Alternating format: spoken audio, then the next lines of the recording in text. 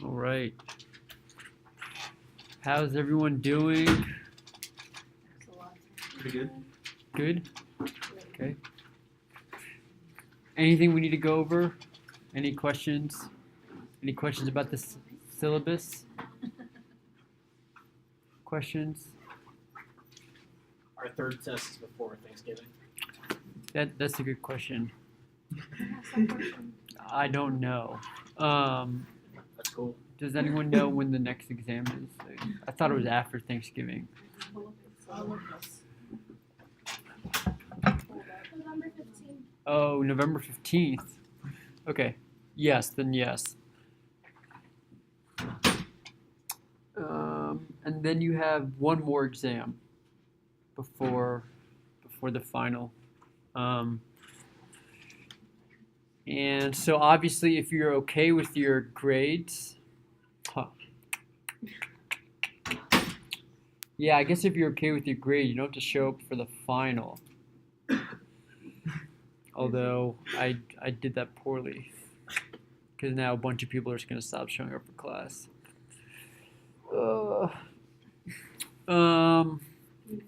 Okay. I don't know. Well, the syllabus says final exam, online exam, don't come to class. No, but I mean, people won't have to come to class anymore if you're okay with your grade after the third exam.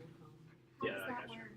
How does Sorry? that work? Like, you're okay with your grade. Is it gonna drop out or something? So you're allowed to drop an exam.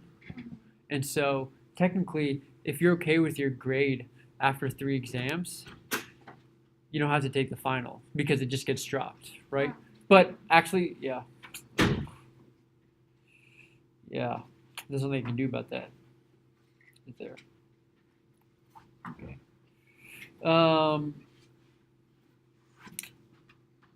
Do you guys know how to calculate your grades? How to calculate it? So every exam is worth 33%, 33.3% of your grade. Okay. So you take each like percentage score you got and multiply it by 0.3 repeating, and then you add those 3 numbers together, and it gives you your grade. Okay. Do not pay attention to the total column in Blackboard. It doesn't mean much because it simply just adds together all of the points in all the exams. But each exam is weighted the same. It doesn't necessarily matter what the raw score of the exam is. Okay, and we'll, I can help you calculate your grades after the next exam if you need me to. Okay. Any other questions? Good. We can continue. Okay.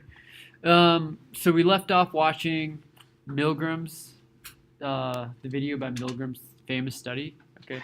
And do you remember at a certain point I stopped and I was like, that's not Milgram. You guys remember? Well, it is Milgram actually. That was Milgram. I was listening to my lecture after class, and my friend was like, "Did you say that's not Milgram?" He was like, "That's Milgram," So, anyways, I just wanted you guys to know that. It was fair for you guys to know. And so, okay, let's summarize this experiment. Participants had to give exceedingly higher levels of, deliver exceedingly higher levels of electric shocks to this Confederate in another room every time they got an answer wrong.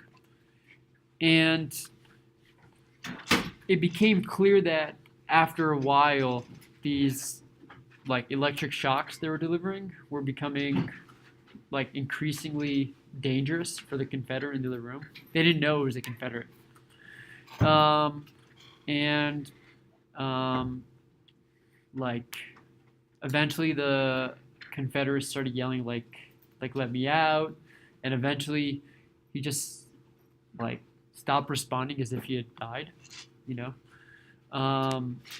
And Milgram did this experiment because when he polled people on how they thought the results would turn out, people said that only 1 out of 1,000 people would deliver electric shocks, like up until the point where the participant could die. But actually, 62.5% of the participants took the electric shocks all the way, okay, until the participant stopped making, stopped giving an indication that he was alive. And so the main point here is like the influence of obedience. So there was an experimenter while the participant was delivering the shocks, and he kept being like, the participant would be like do I have to continue? Like, this seems really dangerous. And the experimenter would say things like, it's imperative to the experiment that you continue. You know, like, I'll take the blame. Like you must continue. You just had like a ton of different iterations of you have to continue for the sake of the experiments. Okay. And if this had been real, bad things would have happened. Okay. Any questions on Milgram's famous experiment? Ost?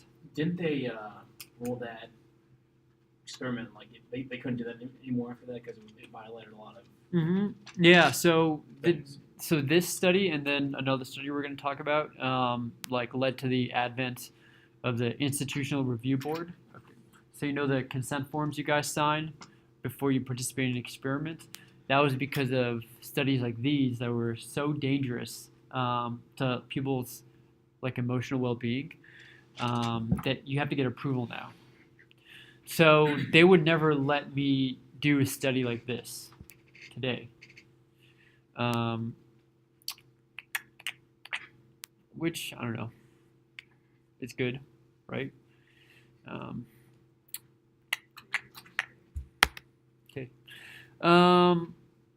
So there was obviously the role of like obedience here, you know, but what led to the authority figure having such power over the participants was the fact that the situation was ambiguous. It was confusing. Okay, so this is like, you know, like I said, like sometimes we are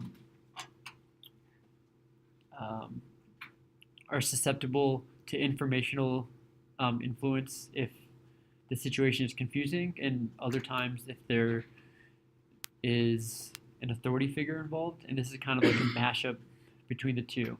The situation was confusing, and there was also an authority figure telling people what to do. Okay. There was another thing.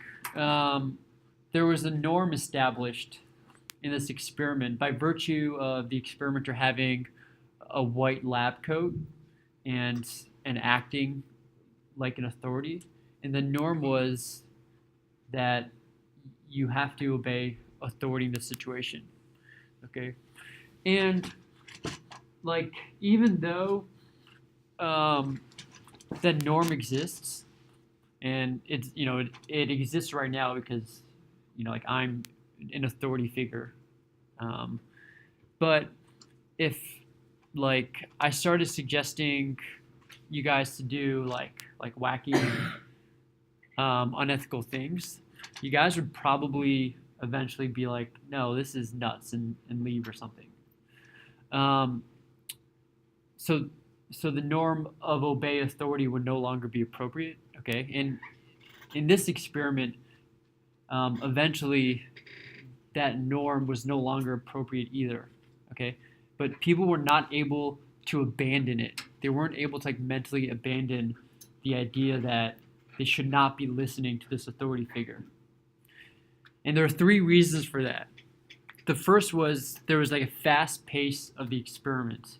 Okay, people were delivering increasingly higher levels of shocks at like a fast pace. You know, they were like waiting for the participant to respond. If you got the question wrong, they delivered a shock. Okay. The other thing is the shock levels increased in small levels. Okay, so people were able to get like used to like delivering small levels of shocks. You know, like constantly. Have you heard of the like adage like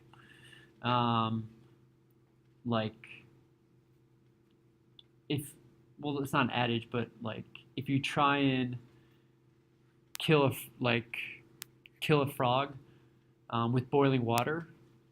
Do you guys know that?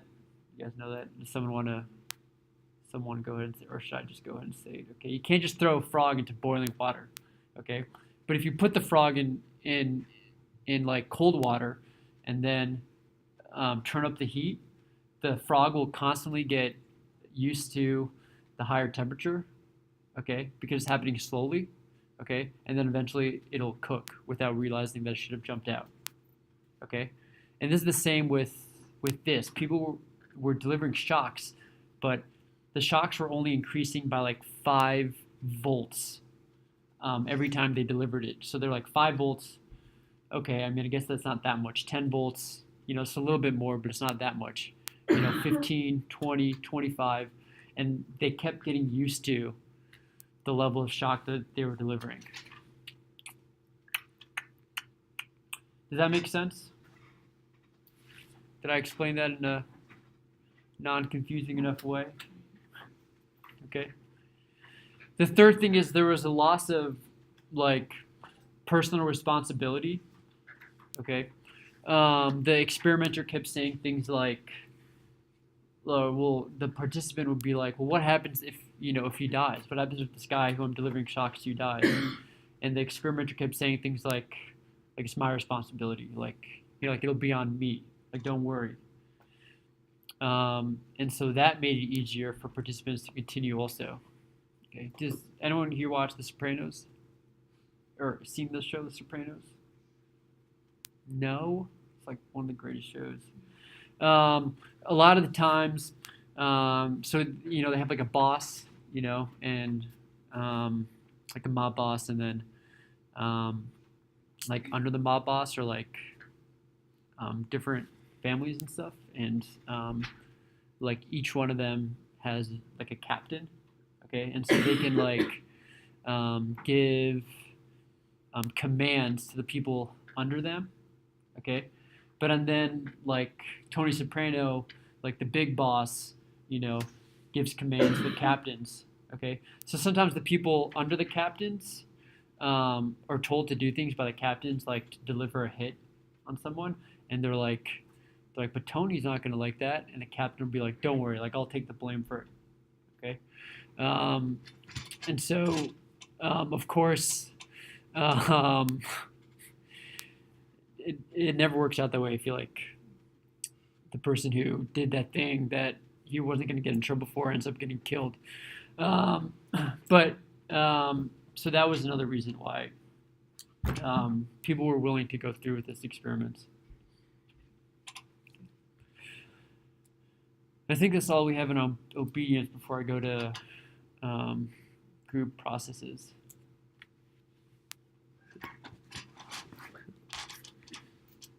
Okay, shocking.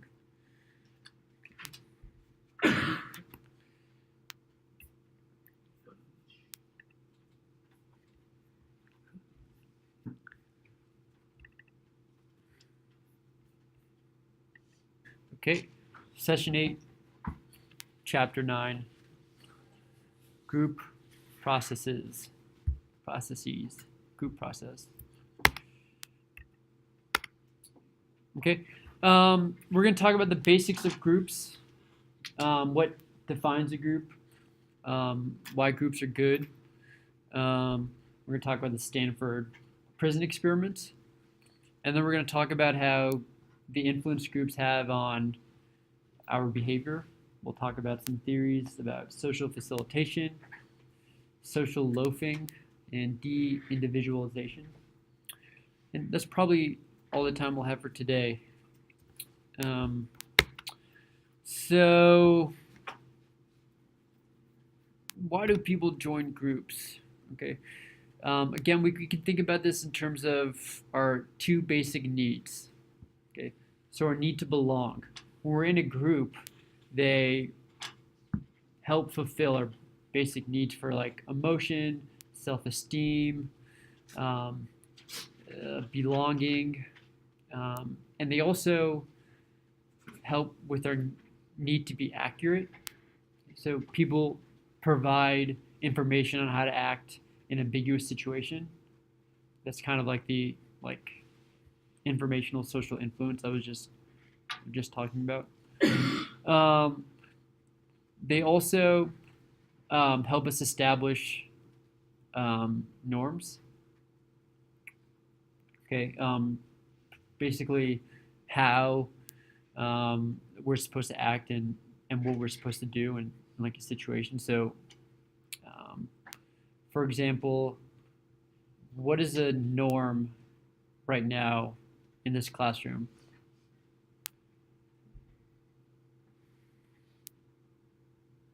Coming in and pulling up the slides. Mm-hmm. Right. So that's something that I have to follow. What about for you guys? Like, everybody facing the front of the classroom. Yes, everyone facing the front of the classroom. Uh-huh. What else? Sarah. At the beginning of the semester, everybody pulling up their name tags. Right. Which I never told you guys to stop doing. But raising your hand to speak, even though I really wouldn't care if you did not raise your hand to speak unless you guys were speaking over each other. They also help us define who we are, okay? And this is easier to understand if you think about Eastern cultures versus Western cultures. And the activity I did where I asked you guys to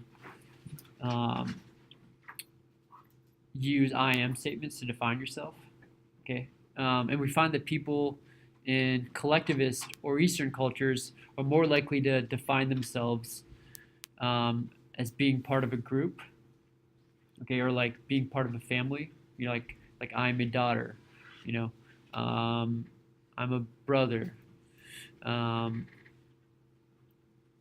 a Cowboys fan, or I'm not a Cowboys fan, but some of you might be out there.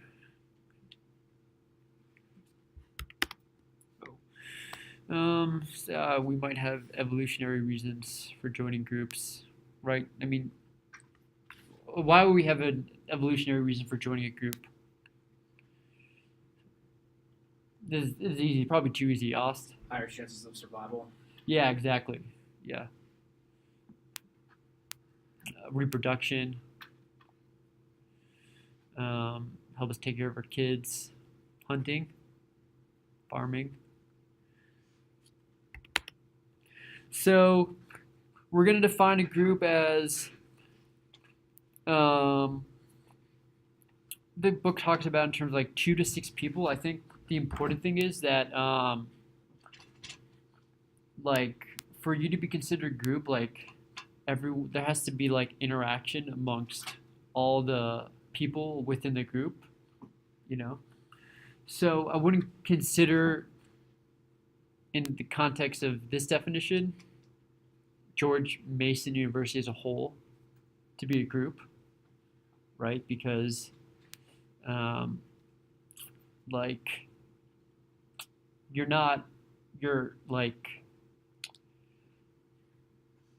there's no way that everyone can interact with everyone else. You're not like relying on like interacting with everyone else in order to achieve some sort of goal. Okay.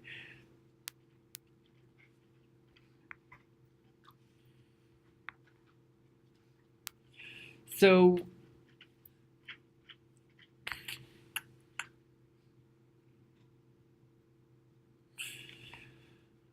Groups operate in similar ways. Like, uh, like even members in a group um, tend to act similarly, and groups tend to set norms so people know what to expect from each other. What are some examples of group norms you have, like amongst a group you're part of, or like a group of friends for you guys?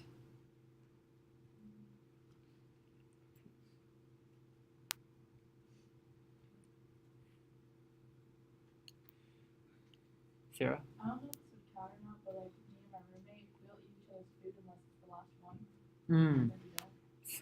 So in your group, it is okay to eat each other's food unless you're down to like one piece of gum or something. Yeah. Gotcha, gotcha. That's really um, what do you call it? Tolerance. Yeah. I don't want anyone to touch my food. I mean, it's okay. Like, um, any others? What about like? I mean, here's one. When me and my friends were going out in college, um, we get pretty annoyed if someone got so trashed that we had to um, like carry them. You know what I mean? So that was like, come on, dude, like not in this group. Like um, can't drink more than 15 beers. Like that was like a maybe like unsaid group norm. You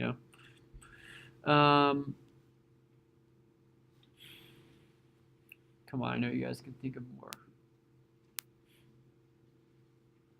What normal interests, like what type of movies you like to watch and stuff like that, like what makes you bond and stuff, is that a group norm? So that kind of speaks to like what binds a group, you know.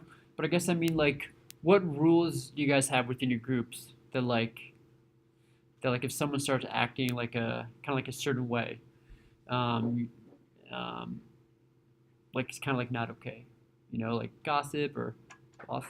Address it when it matters. Okay, gotcha. So no like passive aggressive. Yeah.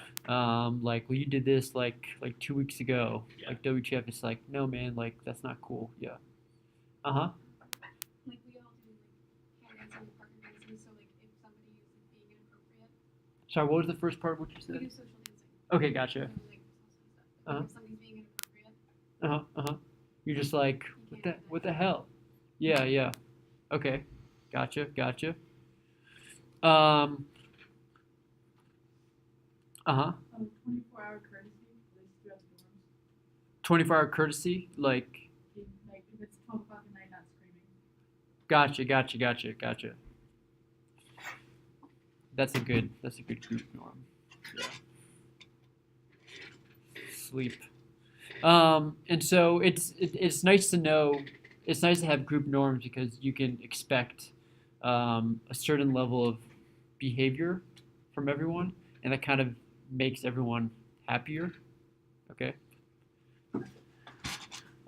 Social roles are how like certain people are kind of supposed to behave in a group. Okay. And this is natural in a way. I'm not saying it's necessarily good, you know, but you know, it is the case a lot of times that like we um, like characterize people, in our groups as being a certain type of person, you know. Like I'm kind of, I mean, there are, I guess, like many ways to characterize each person, but like my friends take every opportunity to remind me that I'm like messy, unorganized person. You know what I mean? And so like my other friend, she like is like forgetful. And so she actually we have like a student group, okay, and she won the Bermuda Triangle Award. You know, like most likely to like lose something. Okay, and everyone was like, ah, like that is so Danny, you know. Um, do you guys have social norms? You guys like? Do you mean like the funny one in the group? Yes, exactly. Yeah. The funny one. Okay. The stupid one, you know. Yeah, Jen, you're the mom. Take everyone. Gotcha. Do you sometimes forget to like take care of yourself because you're just like worried about other people? Yeah. Others. Who's the smart one? No, I'm kidding. Don't put yourself out there.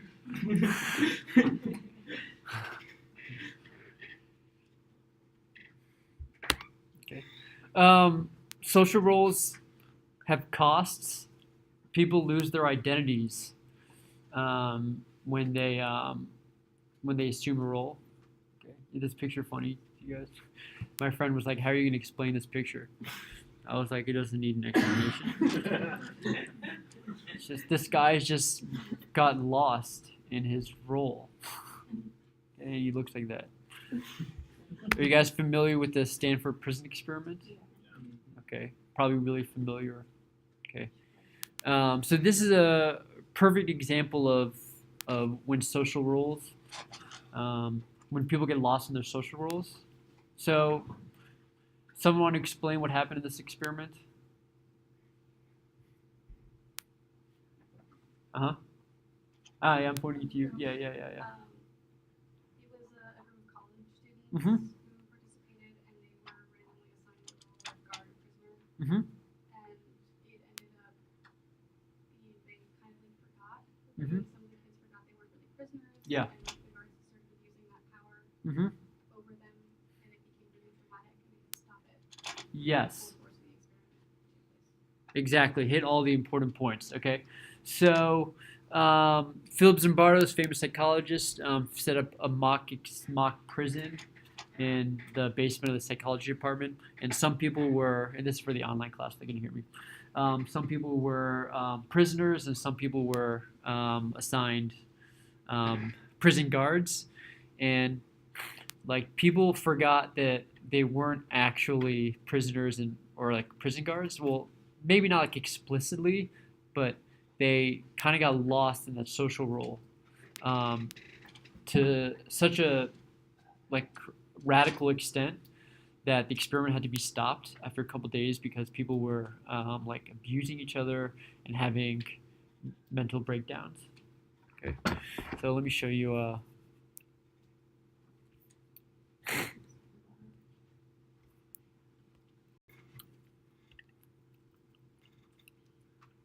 So people got lost in their social roles. I mean, even Philip Zimbardo. So his role in the whole thing was prison warden, like mock prison warden, and even he, to a really big extent, got lost in that role to the point where his girlfriend was like, "WTF? Like, what have you become?" He's like watching everyone else, like amazed at all the inappropriate things that everyone's doing by getting lost in these roles, and he failed to see his own transformation.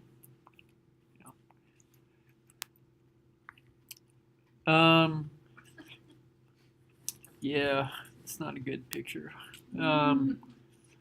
So this was just some important notes. So he, and they said this in the video, but I want to emphasize, they randomly assigned volunteers as guards or prisoners, and so everyone knew that they had been randomly assigned. Basically, everyone knew that with the flip of a coin, they could have been the prison guards or the prisoners, but they still but the prison guards still were acting horribly to the prisoners, even though they could have been a prisoner by a flip of a coin. And people assumed their social roles really quickly. Okay, so the experiment had to be stopped after 6 days. It was supposed to be a 2-week experiment. Went over all this in the video. Guards became abusive. Prisoners became helpless. They were compelled by the role and overlooked the truth. And so, like the point of the next few slides is just to make clear that this, even though the Stanford prison experiment, I think people say oh well, it was just an experiment. This stuff happens in real life. If you think about prison abuse at Abu Ghraib, I think that's probably a horrible pronunciation. So soldiers, there were images of soldiers abusing and humiliating Iraqi prisoners. Okay. So I just want to show you this trailer for a movie that can sum up. Okay, so the bottom line here is that when we see the Stanford prison experiment or situations like this, we think that these are horrible acts that we are not capable of. But from situations in everyday life, we see that many people are incapable to resist the social influence of a powerful situation, like being a prisoner, being a prison guard in a prisoner like this, in a prison like this. And so they even brought in Philip Zimbardo as an expert witness. And I'm not saying that the prison guard should be completely excused, but based on what we saw in the Stanford prison experiment, where you have completely healthy people kind of transform into people who do evil stuff. When we see situations like this, they make a little bit more sense. And so Philip Zimbardo was brought in as an expert witness, and he said that it's not the apple, but the barrel, and the barrel makers. So he said, the barrel is the barrel created by my prison, and we put good boys in, just as this Iraqi prison.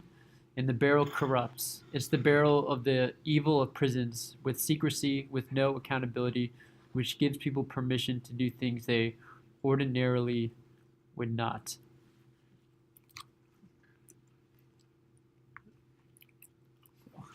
Turn the lights on.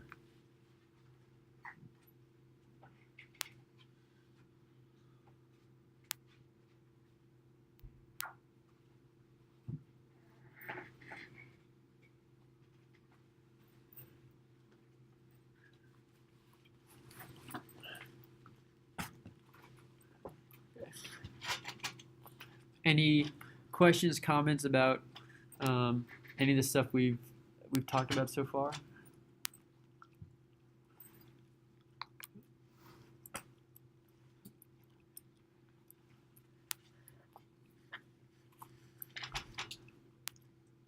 Good.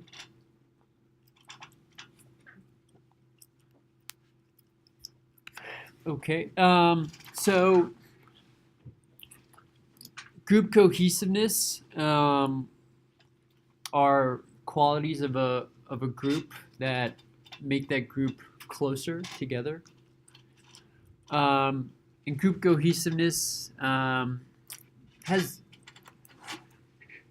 good and bad consequences. So some good consequences are that the more cohesive a group is, the more likely you are to stay in that group, take part in the group's activities, and also try and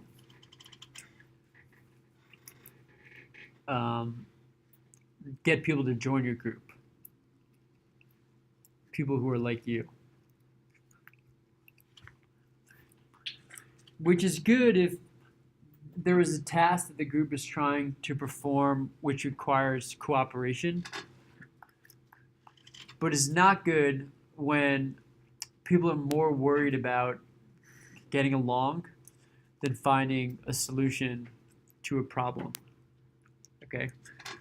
And basically, what I'm saying there is that if you're too worried about hurting people's feelings, then getting something done the right way, then that can be a problem. Then group cohesiveness can be a problem there.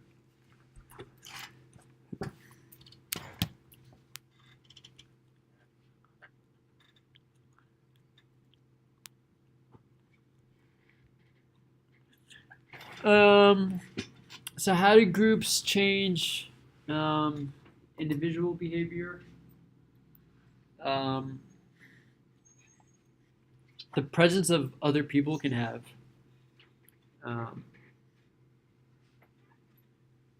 interesting effects on us. So the first thing I want to talk about is social facilitation. Okay. And so if you've ever wondered whether you perform tasks good or bad, whether you're doing them in front of people, social facilitation says that people do better on simple tasks and worse on complex tasks in the presence of other people when you think that your performance is being evaluated. Okay. So when we're in front of people performing a task, we do better on simple tasks and worse on complex tasks. Okay. So what's a simple task for you guys? What would you be okay with performing in front of other people because you think you'd be better at it? Writing your name. So when you're by yourself, you're like good at writing your name, but in front of other people, you're like really, really good. You give it like an extra pizzazz. The thing that I think about is like kind of like running on the treadmill or like running, because running is like an easy task. I'm not saying I like running, but it's easy. You know what I mean?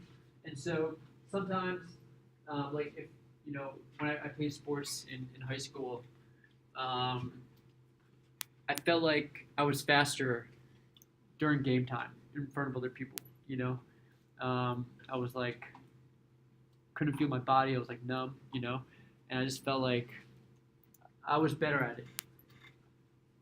But I also felt like I was worse at like shooting a basketball in front of other people.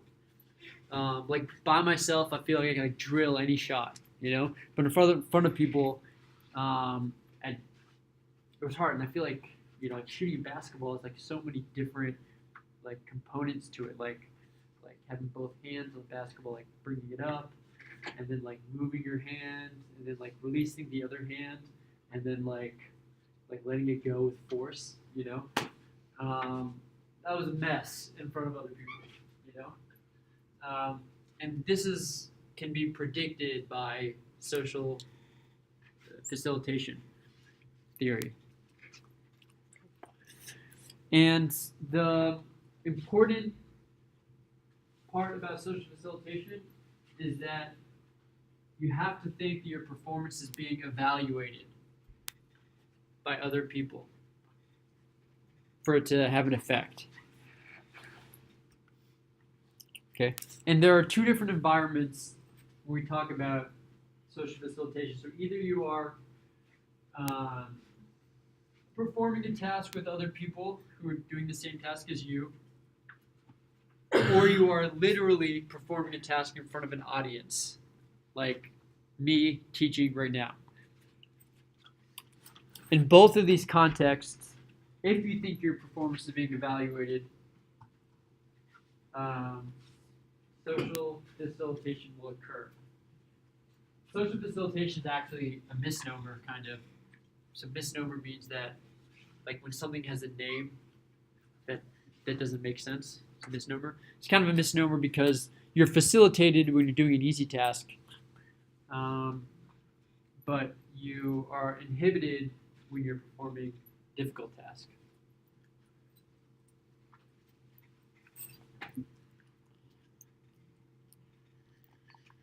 Okay. So yeah, as long as the task is simple, the presence of others performs your performance. Presence of others improves your performance. When it's more difficult, it becomes harder. One theory for why social facilitation occurs is because the presence of other people produces physiological arousal. Okay, so our bodies become more energized. Okay, and so when you're doing something easy like running, like being energized helps, you know. But if you're doing something that takes like more complex, like complexity, then that extra energy screws us up. Something that's not as automatic can be screwed up if we are not if we are in the presence of other people.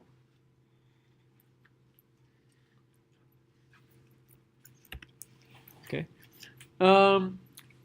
The opposite of social facilitation theory is social loafing theory. Okay. And so this is also occurs when we are in the presence of other people, except the idea here is that when you're in the presence of other people, instead of feeling so social facilitation occurs when you think that your performance is being evaluated. Social loafing occurs when you think that your performance is not being evaluated. Okay? And so when you're in the presence of other people, instead of feeling like all eyes are on you, you kind of get lost in the crowd. Okay? And so when we get lost in the crowd and become less noticeable, instead of getting physiologically aroused, we feel more relaxed. And because we're in a group now, we get lost in a group. Sarah? So what about if you know you're being evaluated but you don't know when? Oh, I don't know. So can you give me a specific situation? Well, like at Blaze, every week we Uh-huh. have a secret shopper that Oh, comes okay. through, but we know it happens every week. But we don't Gotcha. know when during that week. Gotcha. Yeah. So that there also has a component of like operant conditioning, you know, like rewards and punishments and like different reward schedules we're on kind of dictate like the level at which we'll perform. And I could talk forever about that, but I think that's the like main component in your example, right? Is the threat of punishment coming at a strong enough rate to keep your performance up? No, Yeah. we literally, like, after they get the results, they put on the group meet they're gonna have. They just say, "Good job, keep it up." Or Yeah. this is the issue, fix it. Oh, really? That's all it is. Do they ever call people out by name? Not unless they know specifically who was on the position and if they like get scored for that position. So Gotcha. otherwise not really. Okay, so this is the main difference between social facilitation and social loafing. Okay. So you're in the presence of other people. If you think your efforts can be evaluated, this makes you physiologically aroused or alert or whatever. And this makes you better on simple tasks but worse on complex tasks. Social loafing, your individual efforts cannot be evaluated. Okay? So you're not worried about, you have no apprehension about that. Relaxes you. And so you do worse on simple tasks. And then sometimes better on complex tasks because you're more relaxed. Okay?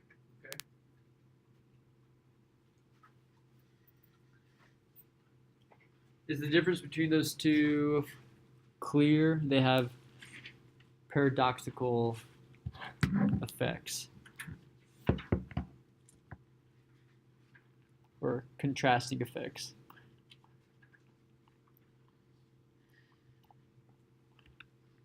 Okay. Something else can happen when we're not being evaluated, and it's called de-individuation, analogous to mob mentality. Sometimes when we're in a crowd, because our behavior is harder to, our behavior is hard to identify. This leads to more impulsive and deviant acts, leading us to do things we wouldn't normally do.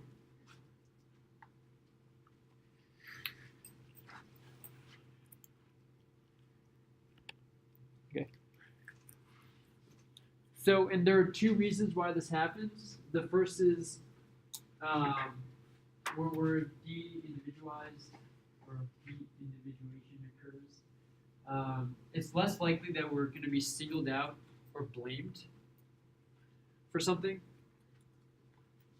And so that makes us feel less accountable.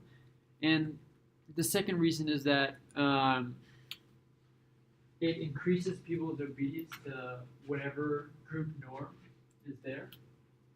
Okay, because we have less of a, it decreases our self-awareness. So we rise to the level of the group norm. Is this what happens mainly online? Yeah. This happens a lot online. So I was actually about to say, so if you ever see the Okay. comment section of like YouTube, right? People are like saying the meanest stuff you've ever seen. It's like, You know? you'd never say that to their face. I would never say it yet, but I'd say it in the comment section. Oh yeah. Right. That's where everything goes down. Right, and so I want to, yeah, so I have this actually, this slide.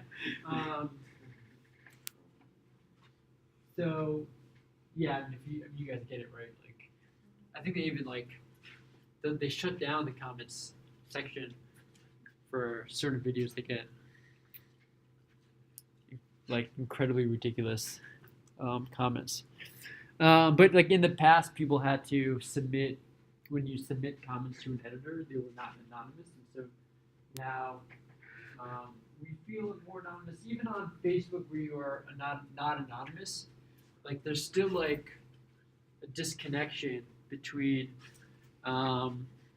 you and your Facebook persona, you know, to the point where like I don't even consider things people write on Facebook anymore as like representative of them, you know,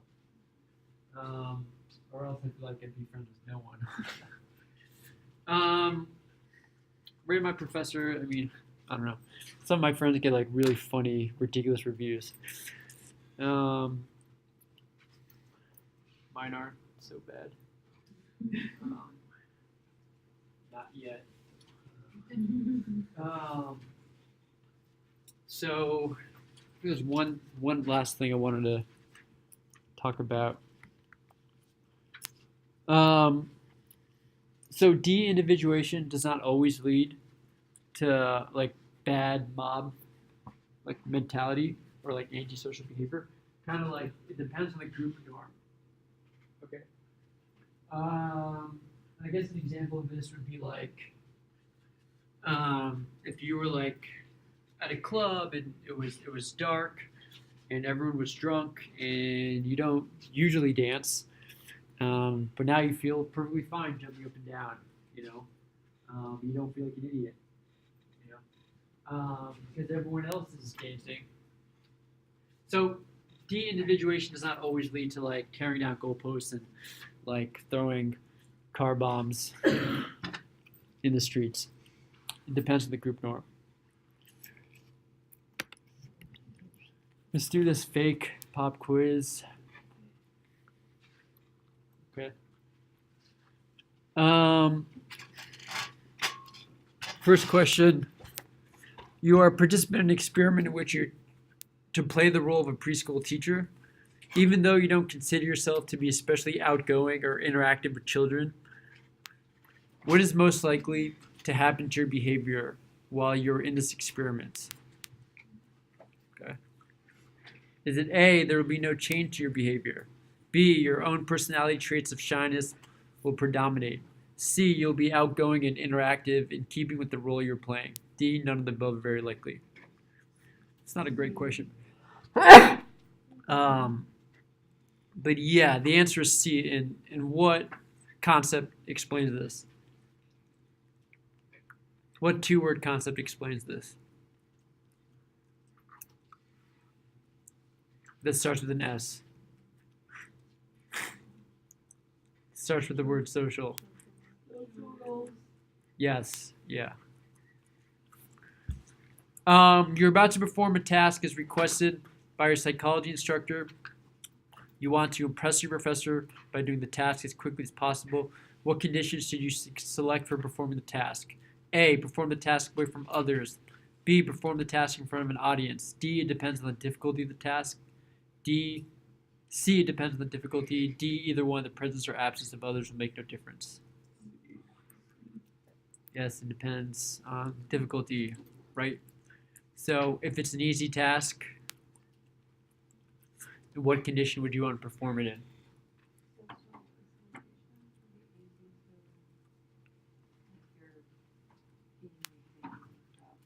So you'd want to do it in front of other people. Okay. This is the last question. What's the book's definition for group cohesiveness?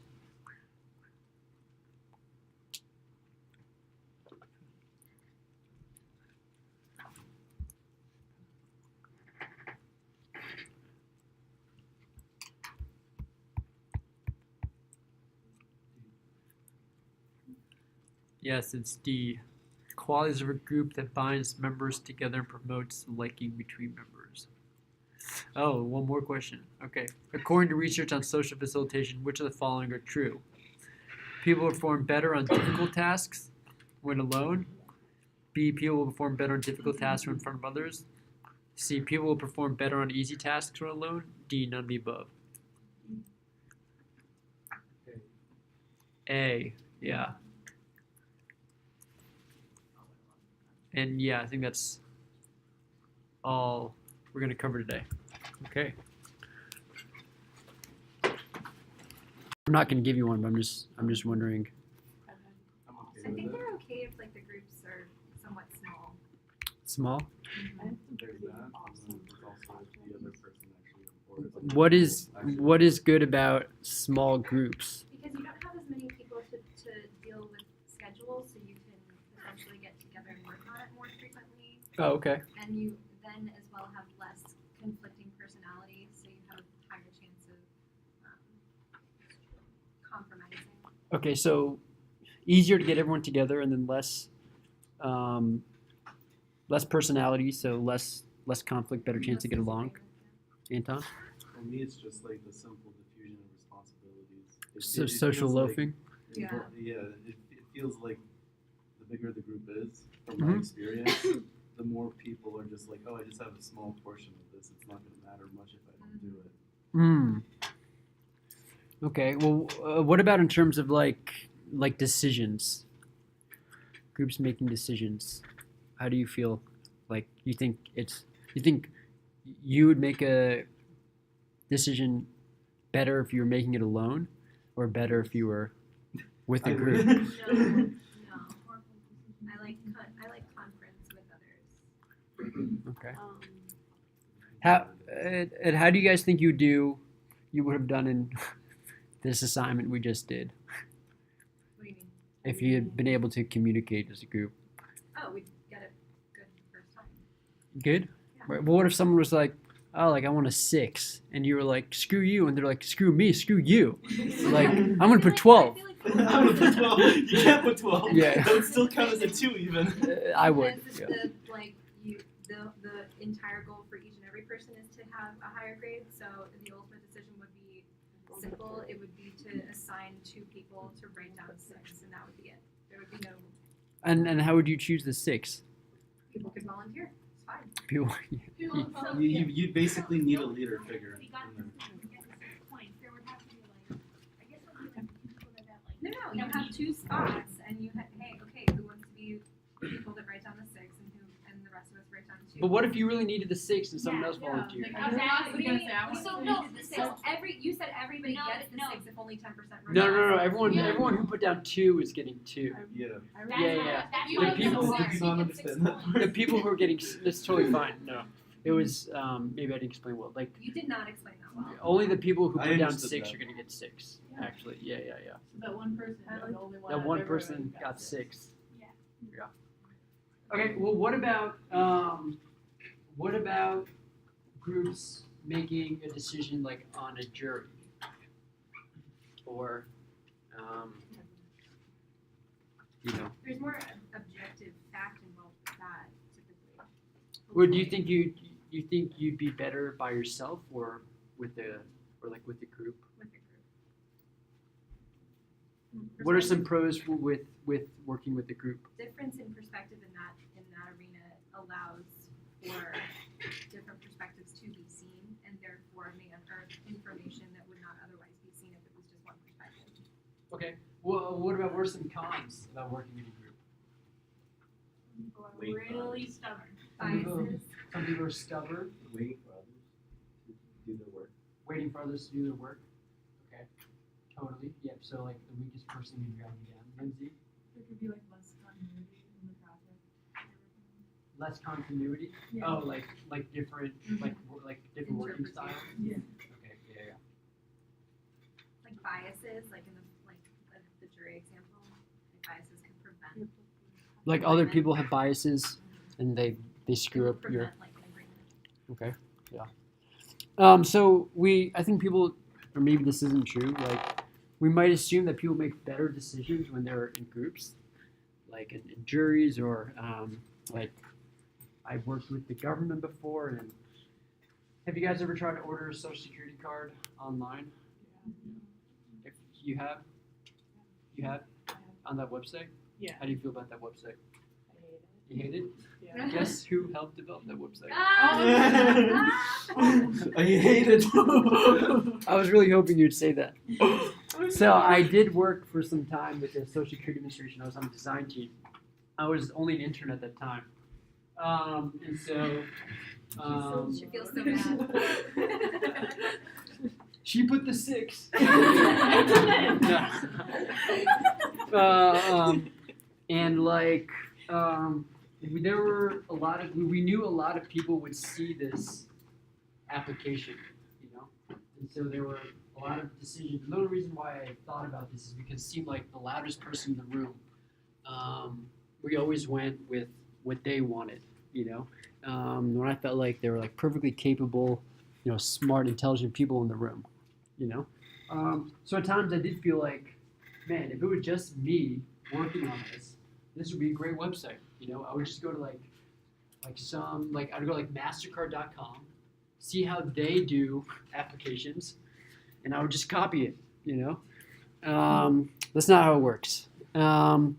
So groups can be good if we rely on the people who have expertise, like people who are like experts. And we make sure that everyone is able to share their viewpoint. Okay, so no one gets. I mean, yeah. So, like, when I first started, like I said, I was an intern, and so I felt like no one cared about what I had to say. Maybe that was a good thing. I'm just kidding. Yeah. No one cares about what I have to say. Process loss is specifically any aspect about a group that that hurts problem solving. And it can occur for a couple reasons. I think we talked about these. We don't realize who like the smartest person in the group is, or like the most competent person. Are you laughing at me? I know I feel like you think I'm judging you. No, I don't. I had very little impact on that website. Okay? I'm sorry. No. Did you say hello? Uh, Were you a tester? The beta tester for the website? I tested other people. Oh, okay. Like I would like hey, like we developed this website, like I'm gonna have you work through it. Let me like think out loud while you're using it, and I kind of just like guide them and use what they said to like develop other designs that no one cared about. And so the other thing is like the most competent member of the group might have low status. Okay, like you might be an intern. Okay. The first one right there. Really personal. Yeah. His name might be Ollie Moment. And he may not be able to break, or he or she may not be able to break from normative conformity. Okay, do you guys understand what I mean by that? When I say he might not be able to break from normative conformity. Okay. There might be social influences from other people, like in the Ash experiments, the line experiments. And the most competent person doesn't want to break from what everyone else thinks because he doesn't want people to think that he's an outcast or a deviant or not going along with the group. Okay. There are also communication problems. I'm sure you can imagine what I mean by that, but we'll get into more examples into the we're getting to the example right now. Okay. Stasser and Titus did a study where he gave people information about political candidates, and they had to choose the best person. Okay? And he did 2 different manipulations. With one group, he gave everyone 8 positive and 4 negative attributes about each political candidate. And then the other group, he gave everyone only 2 of the 8 positive attributes and the same 4 negative attributes. Okay, so instead of everyone getting the same 8 positive attributes, he distributed them 2 each to each person. Okay, and then everyone got the same 4 negative attributes. Why did he do this? Or first of all, who do you think was able to choose the best candidate? The first group or the second group? Sorry? First? You choose the best candidate? Yeah. The first group. What do you guys think? Oh, I think it's the second group. Second group?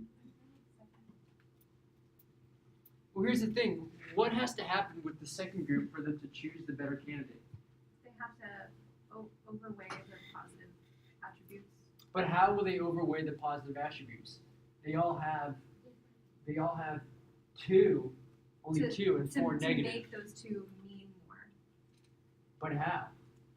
So, come on, guys. I know you guys. Can you ask it in a different way? I'm not trying to understand. So, what has to happen here for them to make as good of a choice as the first group? They all have the same information. It's just spread out in the second group.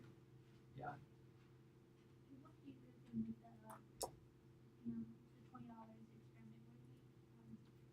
Not Conflict. quite.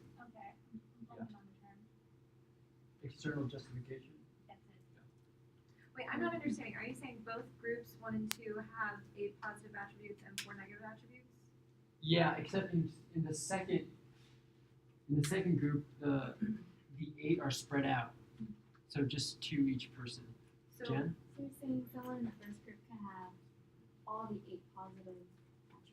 Every single person has all the same information, the same 8 positive attributes and the same 4 negative attributes. In the second group, everyone has the same 4, but they each only have 2 of the 8 positive and attributes, they're all different of the and they're all different of the 8. And they all get to So, discuss it together.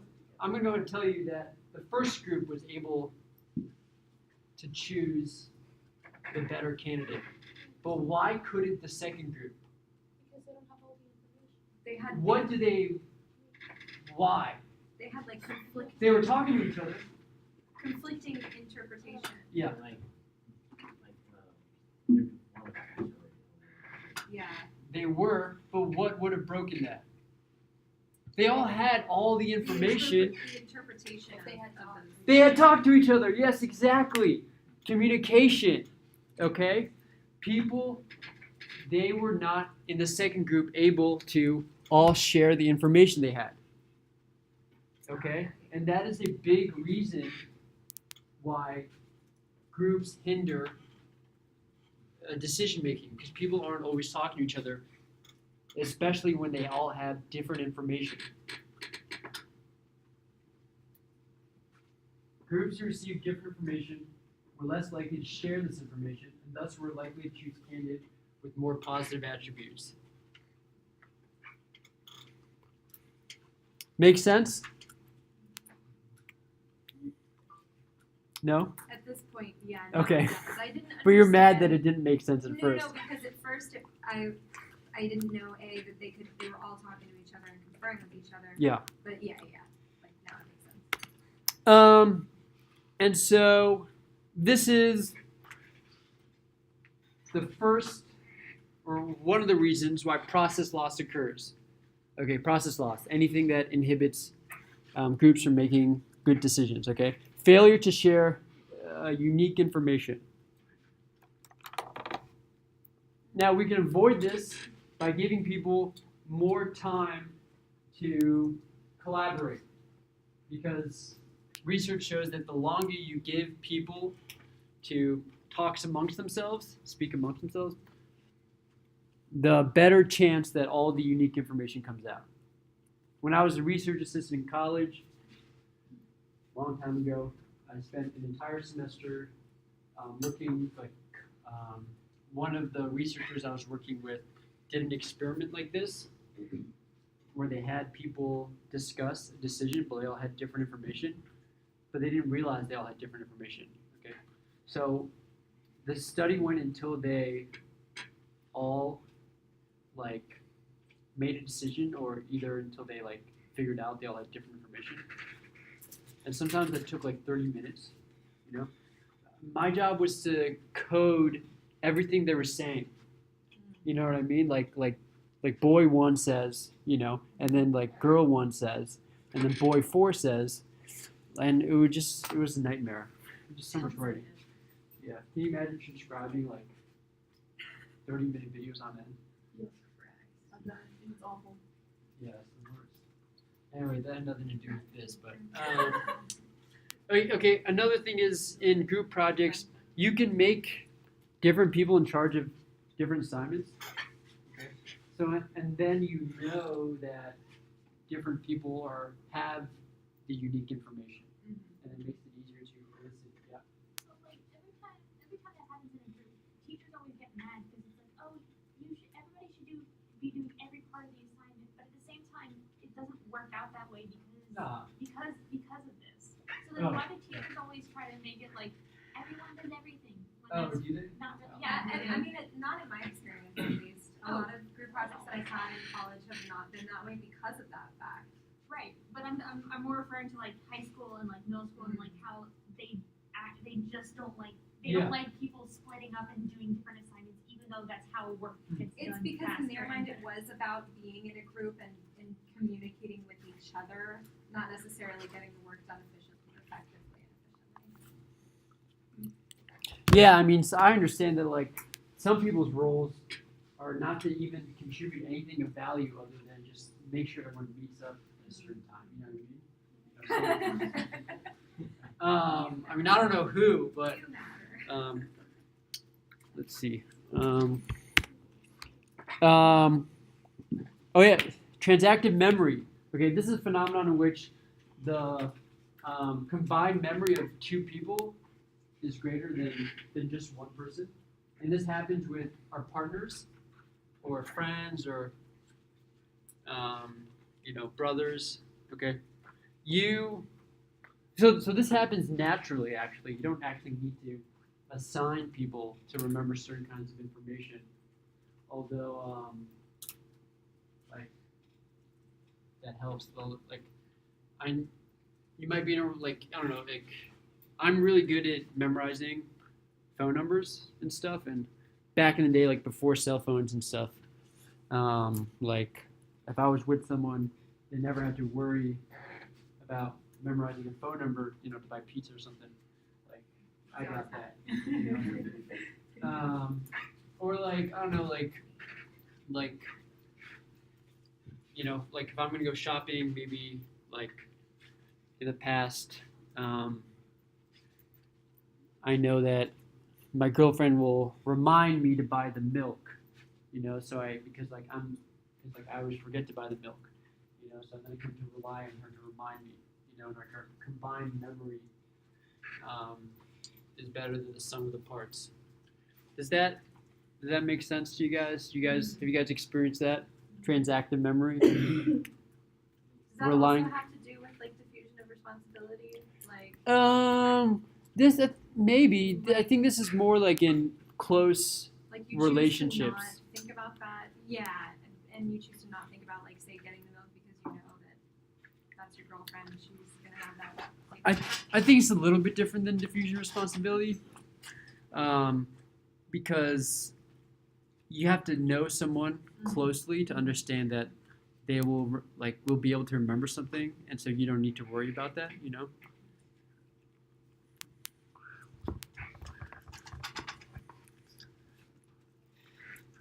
Okay. Groupthink. This leads to process loss. Okay. This is when people are more worried about the cohesiveness of the group. Okay, so everyone getting along. More worried about everyone getting along than actually coming to a good decision and intelligently considering the facts. And this has led to some famous disasters, and we'll talk about some of them. But it's more likely to happen if the group is highly cohesive, so if everyone gets along really well. That's what they blamed on Bay of Pigs. Boom, yes. I don't know if it was the Bay of Pigs or the Cuban Missile Crisis. I think it was the Bay of Pigs, right? Bay of Pigs is perfect because JFK was like polarizing, like super likable guy, and so that's number 3, right? And like everything he said, no one wanted to kind of disagree, and so people did not feel okay speaking out, and so this crazy bad idea went into operation. Does anyone really know what happened? I think they wanted to get some people from Cuba, so they trained some like Cuban citizens to start an uprising, and so they dropped them off in Cuba, and then it all went horribly wrong, and like everyone died. I don't know. It wasn't good. But I'm sorry, I got off on a tangent. Okay, highly cohesive, isolated from contrary opinion. So what this is saying is, there aren't people around who have a different view in order to help give you perspective on your view. Directive leader, who's every method, which is poor decision making, which happens in a high stress situation. What example have we talked about this? What's an example of poor decision making in a high stress situation from last lecture? Milgram, right? They were shocking, and they had to constantly like deliver higher levels of shocks, and it's like, why did they figure out that this was a bad idea? Well, it was like really fast paced and high stress. Albeit that wasn't in a group, but just an example of how a high stress situation can lead to poor decision making.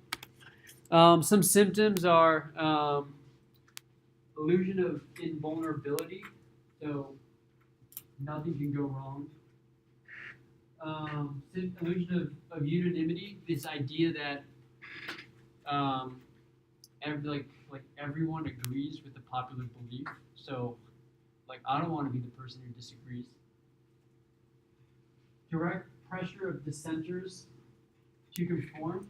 Okay, so you might have a contrary opinion, but everyone's just kind of annoyed about your opinion, so they give you like cues to shut up and go along with the group. And self-censorship is the last part. Self-censorship occurs when the dissenters eventually shut up and just pretend like they believe everyone else. And I'll show you an example. Challenger disaster. You guys know the Challenger disaster? Yeah. Yeah? No. Well, you're going to find out. The moment the space shuttle blew up. Yes. All right. Oh, it's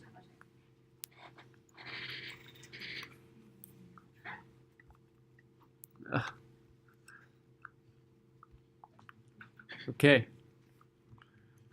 Okay, well, let's. Do you guys have any more questions on group? Yeah. Can you repeat what self-censorship is? Self-censorship is when, that's a good question, when the people who originally don't agree with like how things are going to be done, when they eventually just shut up, you know what I mean, and don't say anything anymore. Because they don't want to like make waves. Yeah, exactly. Yeah. So, leadership, typically we think that leaders,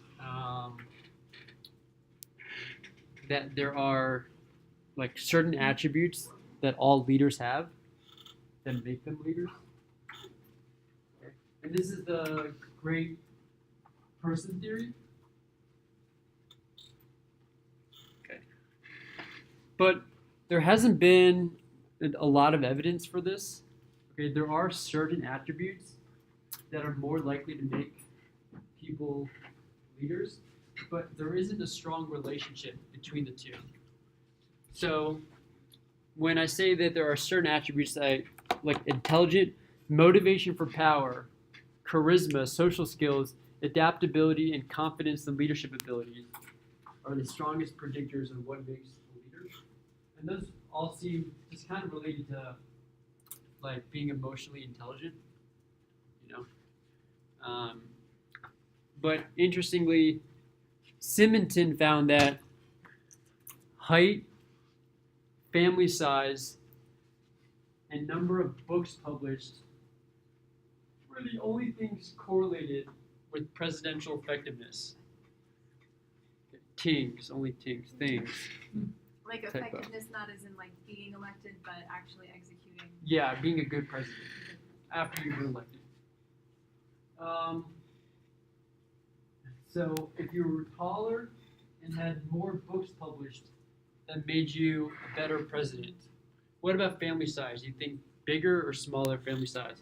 Hopefully on the smaller side. Bigger. Bigger gives the public this idea that you're a family person, that you have like It's actually smaller. really. Isn't that crazy? What That surprised me. Because Yeah. it's like interpersonal relationships. I know, you would closer think that- way. You would think that if you had a big family, you'd be good at like communicating to all Oh. different types of people. Not necessarily. You know. I think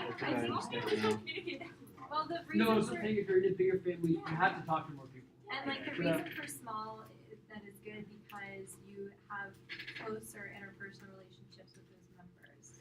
So that might be reason, or maybe you just got more attention from your parents. So you just kind of were like, I'm the best. Oh, as in they You know. come from a small family, or they themselves are wed and have children. Come from a small family. Oh, okay. Yeah. Yeah, still makes sense. Yeah, Sarah. So what if, this is very like, I'm not even joking here, what if you come from a small and a large family? Like my dad's side is Oh, huge, gotcha. my mom's side is like 4. Well, I think we mean like your immediate family. Mhm. But I don't know. I mean, I'm just It's talking. I don't really know what I'm talking about, but. Oh, okay, cool. But the book that says smaller families, I'm assuming it means immediate family.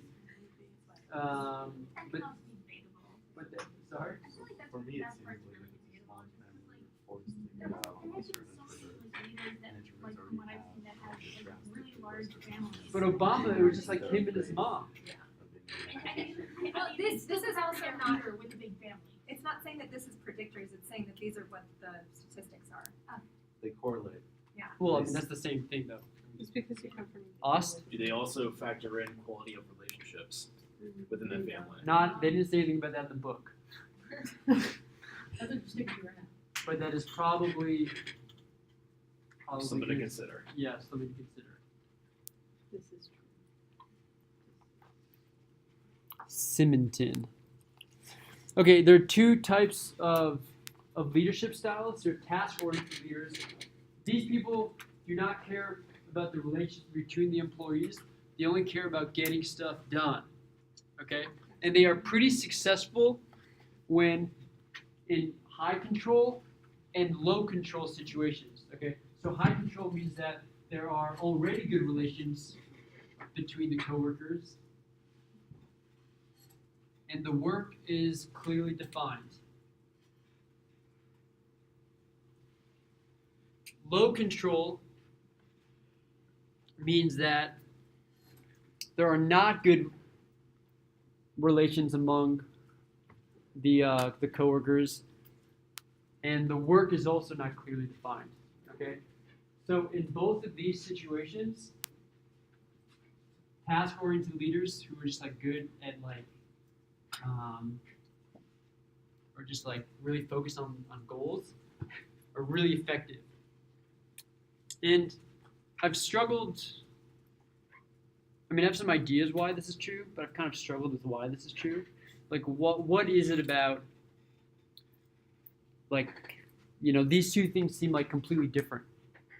You know what I mean? Like it could be that, you know, in a high control situation, the relationship among the employees are already good. And so now all we need to do is, and you know, the work is already clearly defined. You know? So now we just need someone to kind of push us and continue pushing us down that road. And then low control situation, maybe like, well, like the people don't like each other and the work isn't clearly defined, but now I'm here to clearly define the work for you, Right. Like, and everyone will rally around that. I don't know. and like perhaps the common like trait of that effective leader is that, you know, given whether it's clearly defined or not, whether or not relations are good, they're able to get on the train and move that train. Right. Yeah, it's a good point. And so, interestingly, in a moderate control situation, so when neither, when only one of these two things are true, relationship-oriented leaders are the best. Okay, relationship-oriented leaders are people who primarily care about the feelings and relationship between the workers. Okay, so they are good when, you know, either the relationship among the employees are already good, but the work is not clearly defined, or the work is clearly defined, but the relationship between the employees is not good.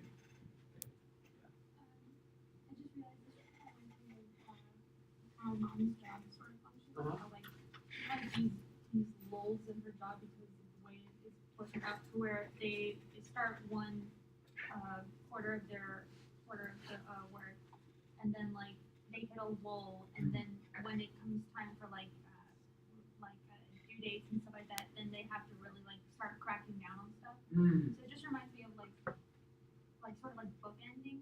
Like you got a lot of hard work in the very beginning, a lot of hard work at the very end, and then you just hit this like really slow break in the middle. And having a relationship-oriented leader. So I think of like Michael Scott when I think of this. You know, and I try and wonder if it makes sense. It seemed like were there strong connections among the employees?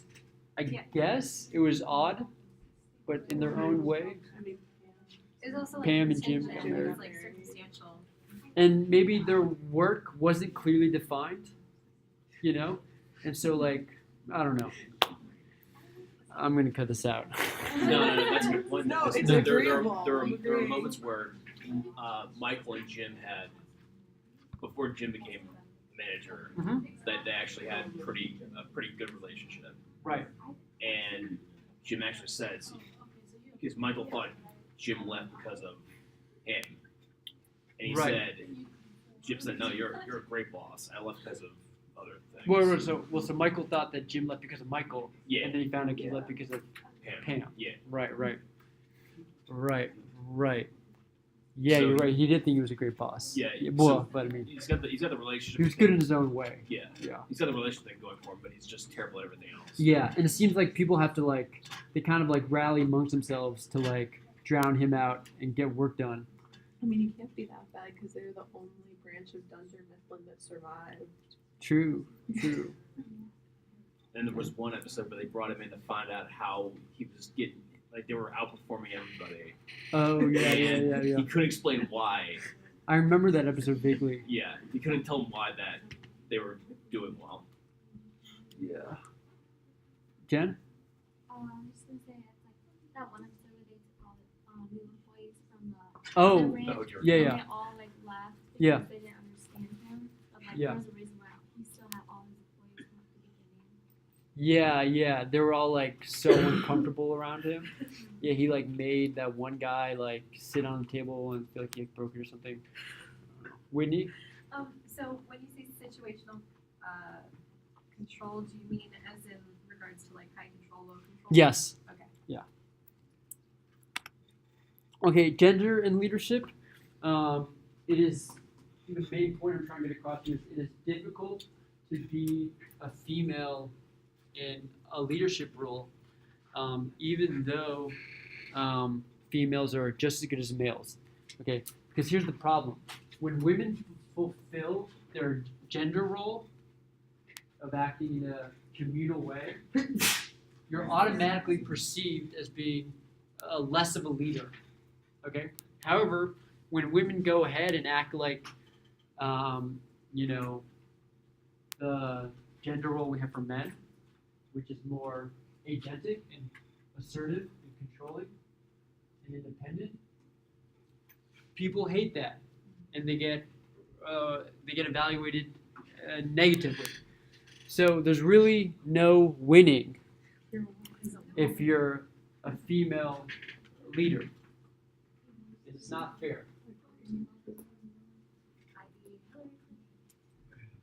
Hillary Clinton, yes. Really mean words were used for Hillary Clinton, but not for Joe Biden, you know? Or Bernie Sanders. Yeah, you have a question? Oh, okay, I'm sorry. She's afraid to say anything. No, it's perfectly fine. No. He's just judging you silently. Yeah. Of course, Any he's other- up here telling us the women are. Any other question? Any other questions? Cultural leadership, I guess autonomous leadership is more valued in European culture. But in general, it doesn't matter where you are. Having charisma and being team-oriented is valued regardless of what culture you're in.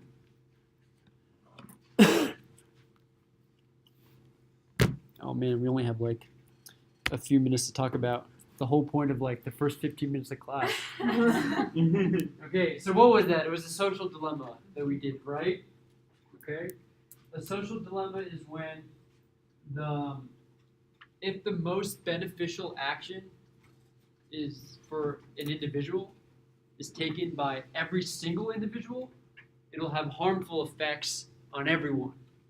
Okay, and we saw that happen time and time again until you guys finally figured it out.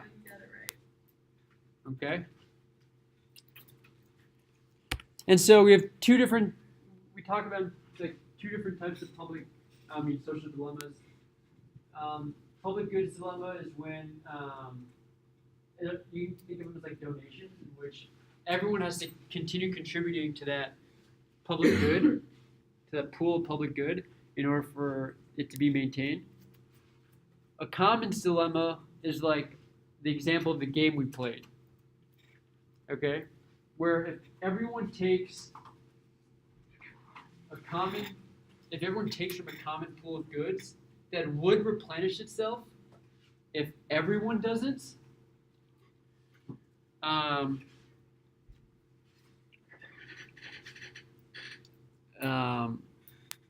sorry, I got that screwed up. I'm sorry. Would replenish if everyone doesn't take it, but will disappear if everyone does. Okay, so commons dilemma is when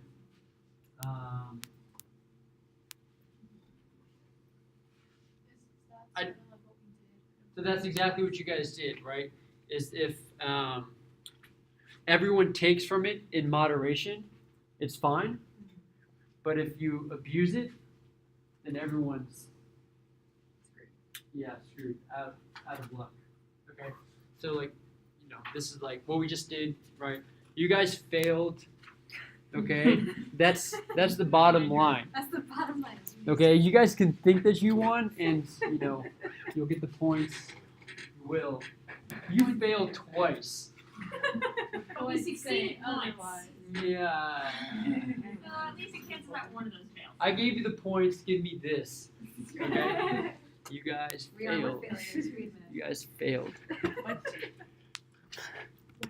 Okay, prisoner's dilemma. Okay. So you guys are familiar with this? Okay.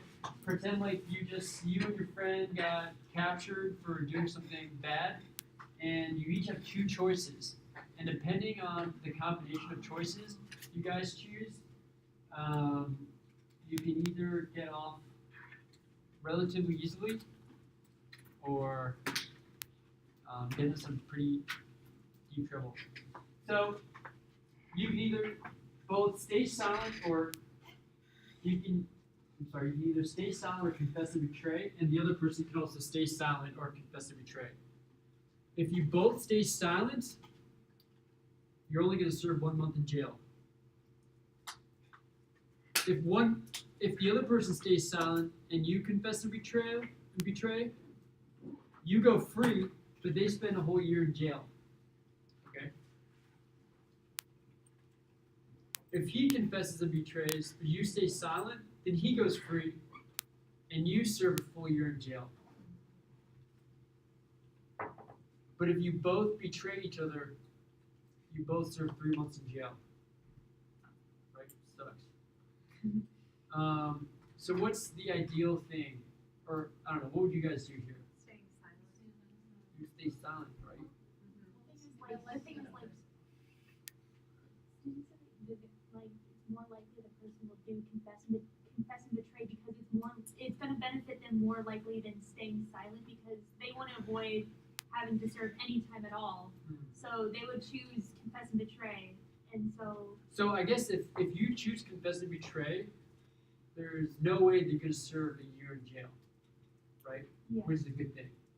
Yeah. So like. Because you confess and betray, they serve a full year in jail. You go free, or you only serve 3 months in jail. Exactly. So either way, confess and betray is like consistently the best way to go for this one. And this is just one version of the game. Yeah, but Yeah. I think you're right in this situation. Because if you stay silent, Yeah, I know this from a different context, but it was the same principle where the second option to like forfeit the other person is like the better better outcome for you no matter what the case is. gotcha. But what if you're playing this game repeatedly? Repeatedly, That would be different, right? Yeah. Because if you can't keep confessing and betraying, they're going to keep confessing and betraying. And then you're going to every time serve 3 months. right. But if you stay silent every time, then you're only going to be serving 1 month in jail every time. And this is just one version of the game. Imagine you're playing with money, like $5 or $0 or $3. Or, Make it 5, 10, then 50. yeah, or 2 and 6. Yeah.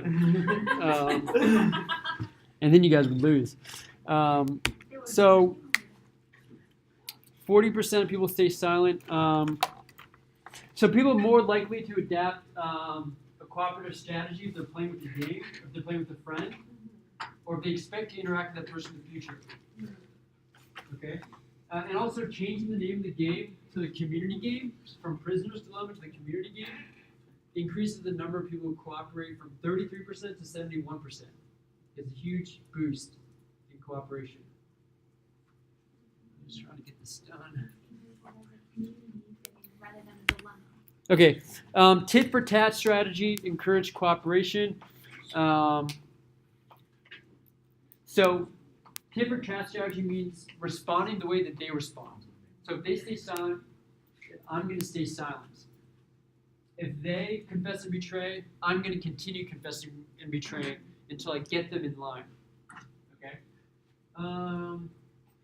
Allow individuals other than opposing groups to play the game. And the reason for this is individuals are better at seeing the good in other people instead of groups.